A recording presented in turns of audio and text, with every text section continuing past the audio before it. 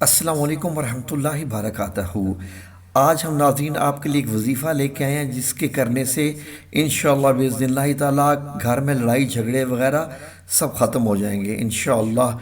ذکر کیا ہے کہ آپ نے 3 دفعہ درود شریف پڑھنا ہے، اول اور آخر، یعنی ذکر سے پہلے 3 دفعہ درود شریف پہلے پڑھنا ہے، اور ذکر کرنے کے بعد بھی آپ نے 3 دفعہ درود شریف پڑھنا ہے۔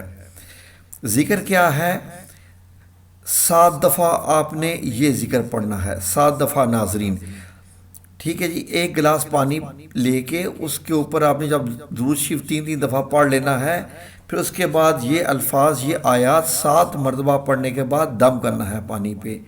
آیات یہ ہیں: اعوذ باللہ من الشیطان الرجیم، بسم اللہ الرحمن الرحیم، صم بکم عمی فہم لا یرجعون۔ جی ناظرین، یہ آیات آپ نے 7 دفعہ پڑھنی ہے۔